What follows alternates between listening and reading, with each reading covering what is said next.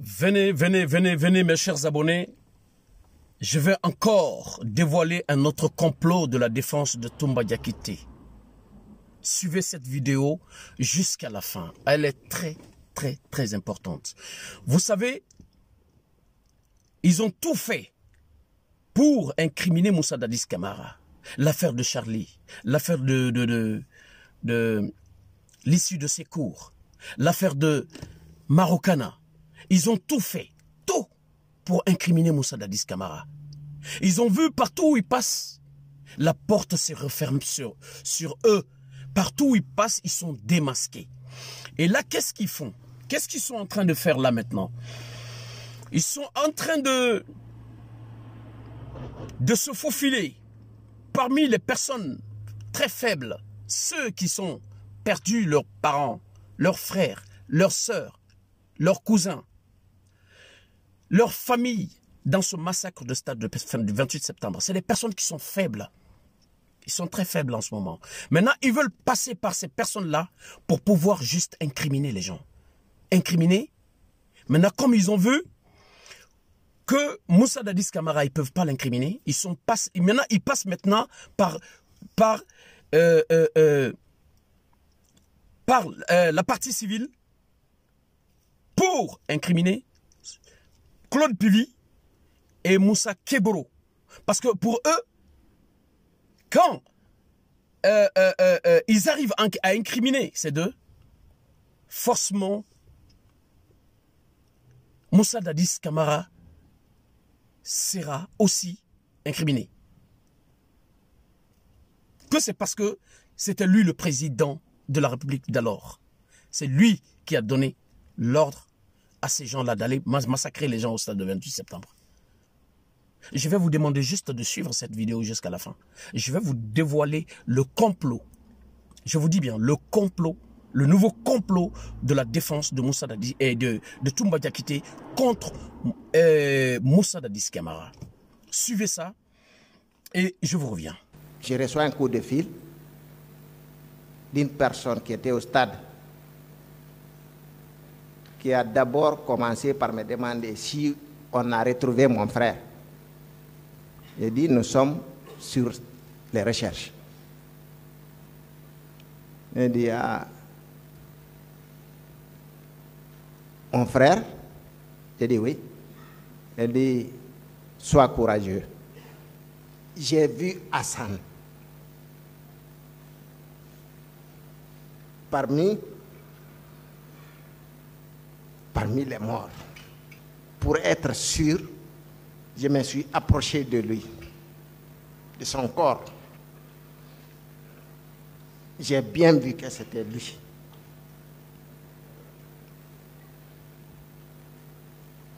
Pour avoir une preuve, j'ai fouillé dans sa poche. J'ai pris, il avait dans sa poche une clé et 7000 francs. Donc j'ai pris ça en guise de preuve.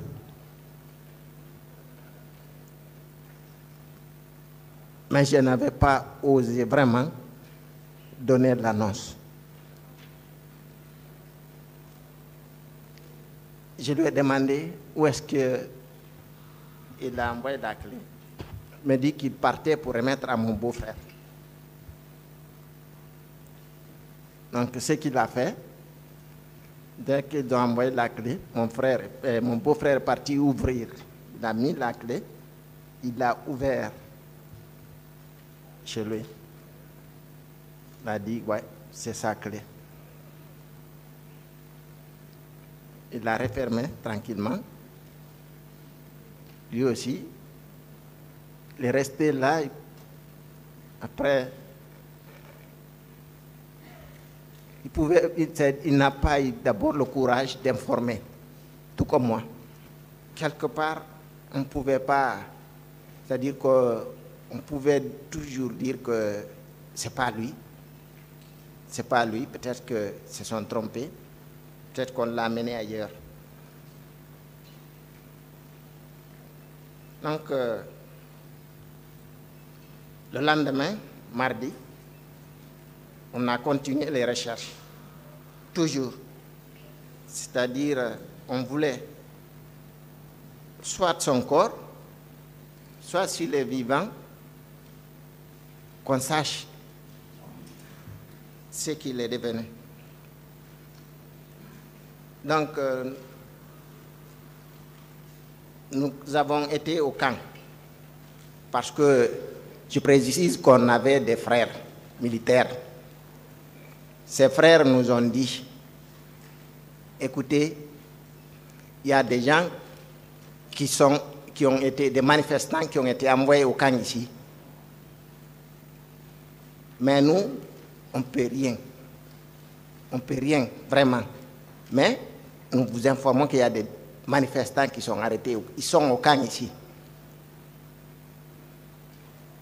Allez-y voir chez Pivi et chez Tchéboro. Allez-y. Peut-être que vous allez voir là-bas. Je précise qu'actuellement, ces gens-là sont des colonels. Et je tais leur nom ici. Mais à l'époque, ils nous disaient qu'ils ont les mains liées, ils n'osaient pas. Mais quand même qu'ils sont témoins de ça. Donc, d'aller là-bas. Donc,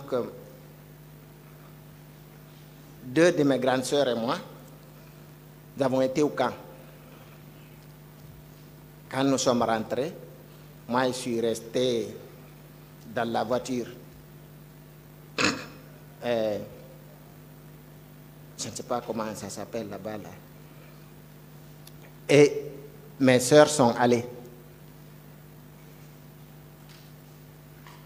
Ce qu'elles ont pu faire, c'est qu'elles entendaient les cris des gens. Parce qu'on leur a dit, ce que vous allez faire, vous aidez la personne. Si l'intéressé se trouve dedans, il va vous répondre. Il y avait aussi des personnes à l'intérieur qui appelaient. Donc, ils sont allés, ils ont appelé le nom de mon frère. Ils ont appelé le nom de mon frère. Il n'y a pas eu de réponse. Et chez Tchéboro et chez Pivi. Mais il y avait des gens dedans qui demandaient au secours, aidez-nous, aidez-nous. Les autres, mes sœurs aussi ont dit, nous aussi, nous sommes à la recherche de quelqu'un. Et voilà. Vous avez très bien suivi cette première partie. Je vais vous la décortiquer. Mes très chers frères et sœurs, entre vous et Dieu,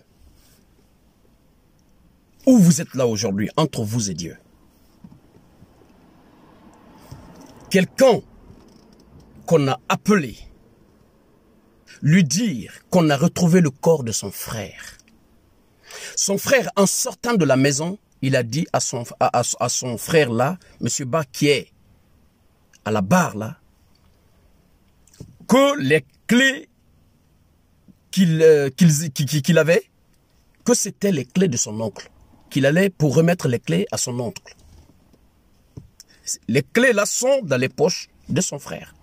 On lui a appelé qu'on a retrouvé son frère, le corps de son frère. Il s'est déplacé. Lui-même, il a dit qu'il est allé voir son frère, qu'il a vu son frère. Toi, ton frère de même père et même mère, toi, ton frère de lait, ton frère qui a passé combien de temps, qui est né dans ta concession, qui est grandi là-bas. Tu le connais très bien, tu connais très bien son visage. Il est allé, il a vu le corps de son frère. Tu ne peux pas te tromper. Si c'est ton frère, tu vois son visage, tu ne peux pas te tromper. Même s'il était défiguré, on n'arrive pas à lui reconnaître. Mais ton frère, c'est ton frère.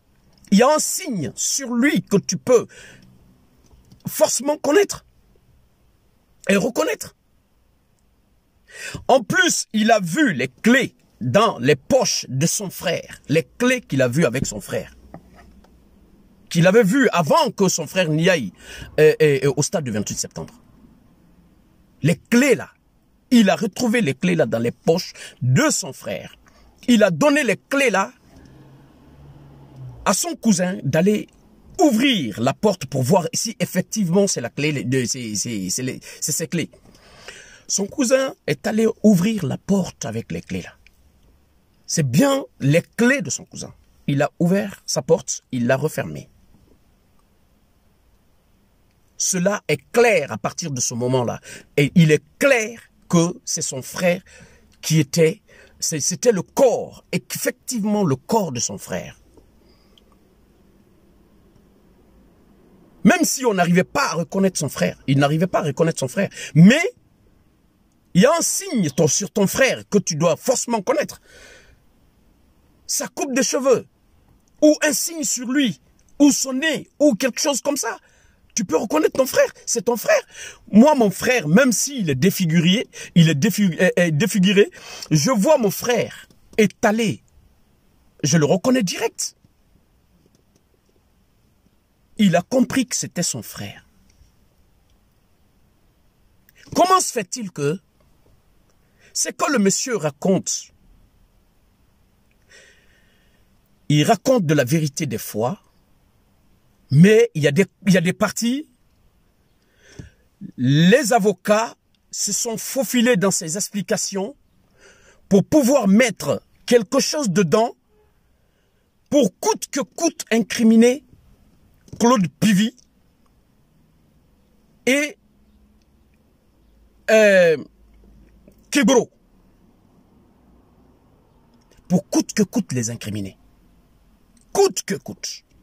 Comme ils n'ont pas pu avec Moussa Dadis Camara, ils veulent coûte que le clan de Moussa Dadis Camara soit incriminé dans cette affaire. Moi, si ils sont vraiment coupables, nous prions à ce que la lumière soit faite sur cette affaire. C'est ce que nous tous nous voulons. Si c'est eux qu'ils soient, que la lumière soit sur cette affaire.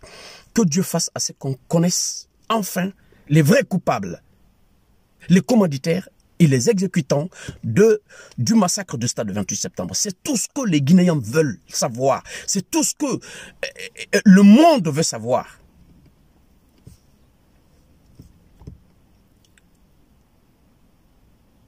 Mais ils veulent se faufiler dans des explications des personnes fragiles qui ont perdu leur sien, qui ont perdu leurs frères, leurs sœurs, leur père, leur mère.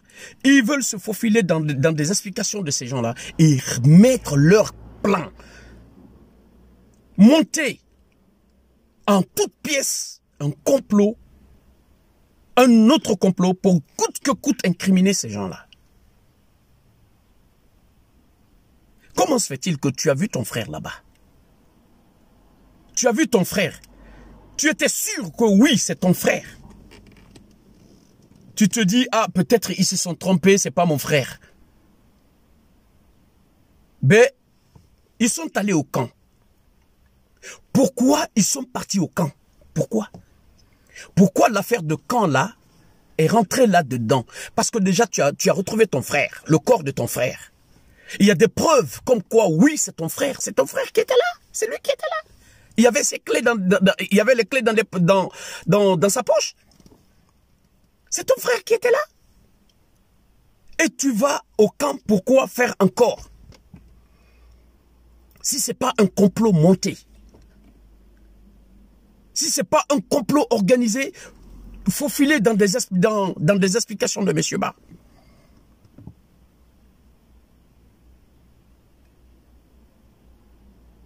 Que Dieu fasse à ce qu'il y ait de la lumière sur cette affaire. Moi, je ne défends personne. Mais si je vois quelque chose qui est fausse, je viendrai m'exprimer là-dessus. Ça, c'est direct. Que ce soit du camp de Moussa Dadis Camara, de Toumba Diakité.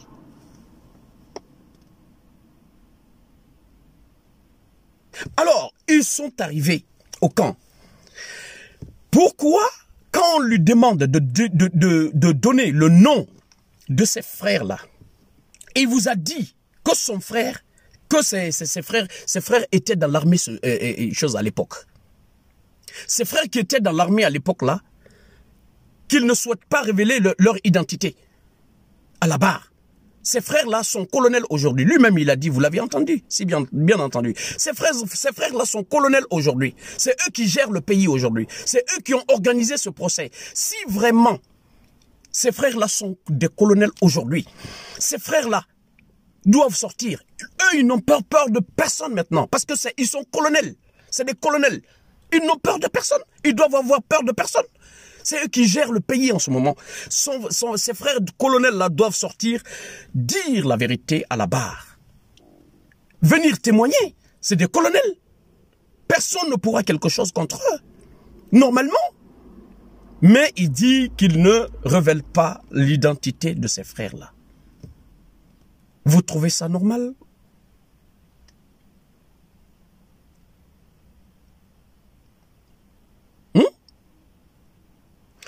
Alors, je vous laisse suivre une petite partie de la défense de Toumba Diakité. Une petite partie de la défense de Toumba Diakité et on va décortiquer cela aussi. Suivez cela et je vous arrive. À tout de suite. Monsieur Ba. Oui, maître. C'est concernant le camp Alpha Yaya. Oui. Vous avez dit que quand vous êtes arrivé, quand vous avez constaté qu'il n'était pas à la morgue de Donka, vous avez cherché à Ignace, vous ne l'avez pas retrouvé, on vous a conseillé d'aller au camp. Selon vous, pourquoi on vous avait conseillé d'aller au camp? Bon, c'est parce que il y avait des informations sûres qu'on y a déposé des manifestants. Très bien. Et il a été toujours nié ici que le colonel Thiebouro et le colonel Pivi n'avaient pas de prison au camp Alpha Yaya Diallo. Est-ce que quand vous êtes arrivés, vos sœurs, quand elles sont allées vérifier, est-ce qu'elles n'avaient pas entendu des cris dans les prisons de ces deux officiers supérieurs de l'armée? Elles en ont entendu. Très bien. Et cela est corroboré par un procès verbal d'audition de partie civile. Je voudrais que le président me permette de lire un petit extrait. Il s'agit du procès verbal d'interrogatoire de M. Yagou Babari en date du 23 avril 2012. C'est le procès verbal additif, parce qu'il avait été entendu pour une première fois et la nécessité s'est imposée de l'interroger une deuxième fois. Voilà ce qu'il dit. À la question de savoir, à la première page pour les confrères, à la question de savoir, qu'avez-vous à ajouter à votre narration des faits? Réponse. Je vous précise qu'au moment de ma détention à la prison de Thiebouro, aux environs de 0 heure, 2 pick-up de la gendarmerie ont embarqué des personnes vivantes pour une destination inconnue. Il poursuit. Aux environs de 0h30, 2 autres pick-up ont embarqué de la prison de Pivi des personnes vivantes pour encore une destination inconnue. Après, il ajoute, j'ai également remarqué une dizaine de camions bennes destinés au ramassage des ordures simples, des ordures remplies de cadavres pour les envoyer vers Yimbaya ou une autre destination. Ce qui signifie, au-delà de priver des citoyens de leur liberté au camp Alpha Yaya Diallo, également, plusieurs bennes ont convoyé des cadavres dans des destinations inconnues. Oui ou non? C'est sûr. Très bien. J'espère que vous avez bien suivi cette deuxième partie. On va le décortiquer ensemble. Entre vous et Dieu. C'est pas entre vous et moi. Entre vous et Dieu. Quelqu'un qui se retrouve à minuit, hein, parce que tous les manifestants, normalement, tous les manifestants qui ont été arrêtés dans la journée, emprisonnés dans la journée. Entre vous et Dieu, à minuit, quelqu'un qui est en prison, dans le camp, quelqu'un qui est dans le camp, emprisonné dans le camp, peut savoir ce qui se passe à l'extérieur de la prison, entre vous et moi. Quelqu'un qui est emprisonné, parce que personne n'a été emprisonné. Moi, je pense que personne n'a été emprisonné à partir de minuit. Tous qui ont été emprisonnés, ils ont été emprisonnés dans la journée. Quelqu'un qui est dans une prison du camp, tu ne vois même pas dehors, tu ne verras même pas dehors quand tu es dans la prison du camp. Peut voir 2 pick-up remplis de Claude Pivy et 2 pick-up remplis de Tchegoro. Il peut voir tous ces mouvements-là. Il peut voir tous ces mouvements-là. Je vous souligne que à l'époque, tous les civils, parce que si c'était bien vrai, vous connaissez comment les militaires fonctionnent. Vous savez très bien comment les militaires fonctionnent. Toute personne, tous les civils, hein, je vous dis bien, tous les civils qui dévoileront leur secret, ce civil-là sera abattu. Pour ne pas avoir des traces, pour ne pas avoir quelqu'un vraiment qui le voit transporter des cadavres. Ces personnes-là seront tuées pour ne pas qu'ils révèlent ce secret. Comprenez enfin. Pourquoi ils n'ont pas tué ce monsieur qui a vu deux pick-up de Claude Pivy de Keboro? C'est des complots montés.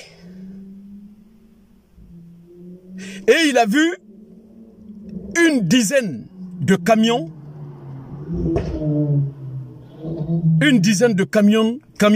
transportés, je sais pas quoi là. Mais ça, c'est des complots. Mes frères et sœurs, comprenez enfin. Comprenez. À l'époque du CNDD, c'était une époque très dangereuse. Très dangereuse. Les militaires étaient excités en ce moment. Ils étaient excités. Ils ont fait beaucoup d'arrestations. Ils ont emprisonné les gens. Aucun civil ne pouvait oser aller au camp en ce temps pour aller chercher son frère au camp. On te mettra dehors. On te mettra, toi aussi on te mettra chose en prison. Écoutez, c'était très grave en ce moment. Personne n'osait s'approcher du CNDD. Il faut comprendre cela. Comprenez enfin cela. Il ne parle que de Claude Pivy et de Tchegoro depuis le début de ce procès. Toumba, lui, il n'a rien fait. En fait, vous voyez? Mais, ce qui reste clair, comment se fait-il que ce monsieur-là peut dire qu'il a vu une dizaine de camions transporter les cadavres vers Yimbaya et d'autres autres destinations? Comment lui peut savoir que ces cadavres-là ont été envoyés à Yimbaya? Comment il peut le savoir, étant en prison? Comment il peut voir ces camions-là, ces 4 pick-up-là, 2 de Pivy et 2 de Tchegoro? Comment il peut le savoir, étant en prison? Les Guinéens, ouvrez enfin les yeux. Mais vous savez pourquoi ces militaires-là, le CNDD, tous les militaires du CNDD ne veulent pas vous dire la vérité. Où se trouvent ces cadavres-là? Vous savez pourquoi? Parce que personne ne peut nous dire qu'il ne sait pas où les cadavres ont été ensevelis. Personne ne peut nous dire qu'il ne sait pas où ces cadavres-là ont été enterrés. Parmi tous ces militaires-là, commençant par Moussa Dadis Camara, en passant par Keboro, Pivy, Toumba, Marcel et tous les autres militaires, personne ne peut nous dire qu'il ne sait pas où ces cadavres-là ont été enterrés. Personne ne peut nous le dire. Mais vous savez pourquoi ils refusent de le dire? Parce qu'ils ont peur de la responsabilité.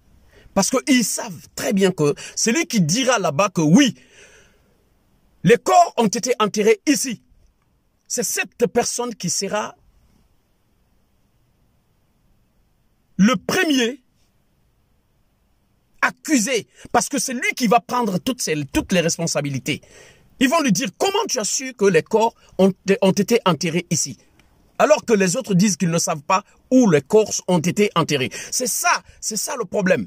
C'est que la personne qui dira que les corps ont été enterrés ici, c'est cette personne qui prendra toutes les responsabilités.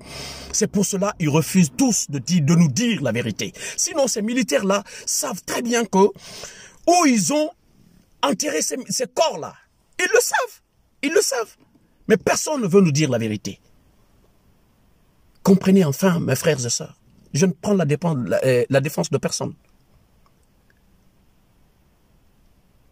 À présent, mes chers frères et sœurs, je vais vous laisser continuer sur l'interview de Maître Jokame. Vous allez suivre attentivement, suivez attentivement. Merci de partager au maximum cette vidéo. Merci de partager au maximum cette vidéo. Et surtout, toi qui n'es pas abonné, abonne-toi. À tout de suite. Chers confrères, vous dites aussi que vous êtes allé pas seul, plutôt au camp. C'est bien cela? Tout à fait, camp Al-Faya. Est-ce que vous confirmez que vous n'êtes pas rentré au camp? Nous sommes rentrés au camp. Oui. Voilà, la grande allée là, Oui. qui va vers la présidence. Uh-huh. C'est ça. Et où vos sœurs ou vos frères étaient partis? Chez Keboro et chez Pivi. D'accord. Entre là où vous étiez, vous, et là où était le bureau du colonel Thiebro et du colonel Pivi, dites-moi, quelle distance on pouvait avoir entre vous? De là où moi j'étais? Oui. Je ne saurais l'estimer. Vous ne saurez expliquer. Je ne saurais l'estimer. D'accord. Vous savez pourquoi je vous pose cette question? Est-ce que vous confirmez y avoir entendu des cris, des lamentations des personnes en cellule? Le parquet vous a posé cette question et vous avez confirmé. Est-ce que vous pouvez encore confirmer? Le parquet n'a pas posé cette question. Mais je reviens sur ce que j'ai dit. Intervenant. Je reviens sur ce que j'ai dit. J'ai dit qu'ils m'ont laissé dans la voiture. Tout près. C'est elles qui sont allées. Et c'est elles qui m'ont rapporté ça. C'est ce que j'ai dit ici. Okay. Ce sont mes soeurs qui m'ont rapporté ça. Il y avait des jeunes militaires même qui disaient appelez seulement. Appelez. Si un de vos proches est là, il va répondre. C'est parfait. Parce qu'il y avait assez de bruit. Donc, c'est pas. Donc, si moi je vous comprends bien, et peut-être on va aider le tribunal, vous, monsieur Maître Ouri Baïlouba, partie civile, n'aviez-vous jamais entendu de lamentation, jamais entendu de cris, jamais vu une cellule? Vous dites juste ce qui vous a été rapporté. C'est bien ce que l'on peut retenir? Tout à fait. C'est ce qu'il a dit. Je l'ai dit plusieurs fois. C'est parfait. Et je vais revenir peut-être sur quelques derniers éléments. Vous dites que vous avez été approché par... Qui sont vos frères militaires avec qui vous avez pris attache? Ça, je ne saurais vous répondre à cette question-là. Parce que je ne souhaite pas révéler leur identité. Vous ne? Je ne révélerai pas leur identité ici. Mais c'est des militaires qui sont encore en service. Ce serait tellement important, Désolé, confrère, maître. pour la manifestation de la vérité. Désolé, maître. Mais ces personnes ne souhaitent pas être Alors, reconnues. que vous ont-ils dit alors exactement? Puisqu'on ne peut pas connaître leur identité, qu'est-ce qu'ils vous ont dit exactement au moins? Qu'est-ce que ces militaires qui sont vos proches vous ont dit exactement? Merci. Je reviens encore sur ce que j'ai déjà dit. Ces frères-là nous ont dit qu'il y a des manifestants qui ont été déposés là-bas. Et de passer chez Keboro et chez Pivi. Et s'ils sont là-bas, on le saura. Et c'est ce qu'on a fait. Donc, on peut considérer que cet endroit, le oui-dire, hein, ce n'est pas un élément probatoire. C'est ce qu'ils vous ont dit. Vous êtes avocat. C'est le oui-dire alors. Bon. Le oui-dire en droit. Voilà, vous pouvez le voir de cette façon-là. Non, si vous êtes avocat. Non, c'est ce que je vous dis.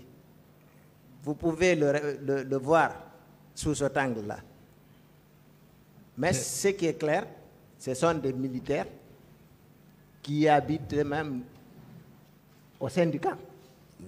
Ok, c'est parfait. Des militaires dont l'identité... Et qui voyaient, qui ont même ajouté, qui ont même précisé qu'ils ne pouvaient rien faire pour nous, qu'ils ne pouvaient pas. D'accord. Mais ce qui est sûr, il y a des manifestants là-bas. Voilà. Chers confrères, je reviens sur une question que le premier intervenant vous avait posée, je formule autrement, par rapport au corps. Vous dites que vous êtes allé à la mosquée Faisal, c'est bien cela? C'est ça même. Vous dites à ce niveau-là, les corps exposés avaient un nombre inférieur aux annonces qui ont été faites. Tout à fait.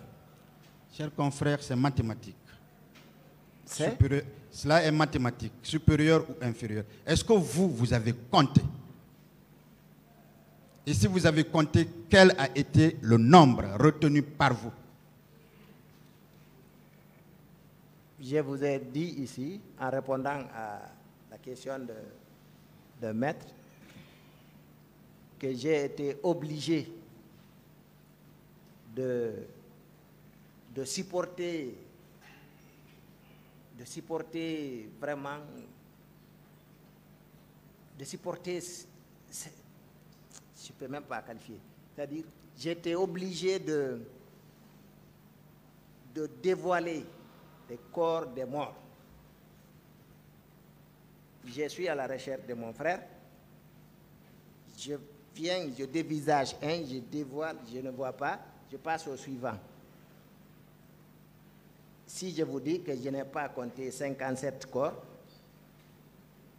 c'est que c'est parce que j'ai encore la mémoire. Je ne doute pas de vous, vous savez bien, je ne peux pas douter de vous. Alors c'est ça. Est-ce que sommes vous devant avez, un tribunal. S'il vous plaît, est-ce que vous avez retenu le nombre qui était là-bas? En tout cas, il y avait au moins 30 et quelques. J'ai compté 30 et quelques corps. Vous avez compté 30 et quelques? 30 et quelques corps. Voilà. Mais j'ai dit, je ne sais pas, si c'est parce qu'il y a eu cette débandade là, que les autres corps n'ont pas pu être envoyés ou pas, mais le nombre de corps au stade était inférieur à 57. C'est ça. Une autre question. Non, on n'est pas au stade, hein, on est à la mosquée à la Faisal. à la mosquée, sur l'esplanade de la mosquée. Ce nombre était inférieur à 57. Ah, le nombre plutôt était inférieur. Inférieur à 57. Ok, plus supérieur. Ok, je comprends. Voilà. Et une dernière question peut-être. Le professeur Hassan, vous savez qu'il était lui-même membre, je crois, si je ne me trompe pas, de la commission de restitution? Oui. J'ai appris ça dans la salle ici. D'accord. Je ne connaissais pas la composition des différentes commissions là. Est-ce que vous confirmez qu'en réponse à votre demande verbale relativement à un test ADN sur votre frère, il vous a dit que les résultats étaient négatifs? J'ai dit qu'on m'a plutôt posé la question si le résultat là m'a été donné par écrit ou verbalement. J'ai répondu que ce résultat m'a été donné verbalement. Non, je ne parle pas de ça. Il vous a dit au moins que c'était négatif? Négatif. Ça veut dire que le test ADN ne correspondait pas à la description de votre frère. Voilà. N'est-ce pas? Oui. C'est ça. Et quelles conséquences, vous, vous avez tiré de ce résultat-là? Bon, la conséquence... Est-ce que vous pensez que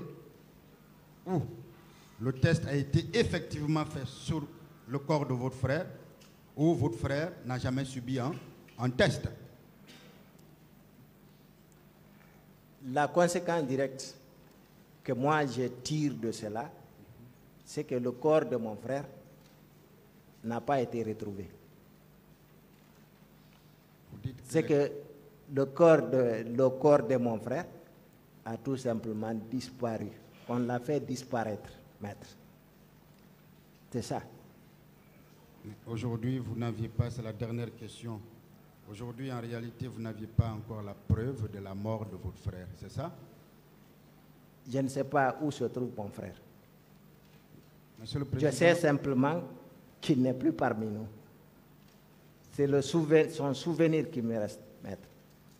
Merci de partager au maximum. Pour finir, je dirai à toute la partie civile, toutes les personnes qui viennent pour témoigner à cette barre, de ne pas accepter le mensonge des avocats, de ne pas accepter qu'ils faufilent quelque chose dans leur explication pour pouvoir incriminer les gens, pour rien.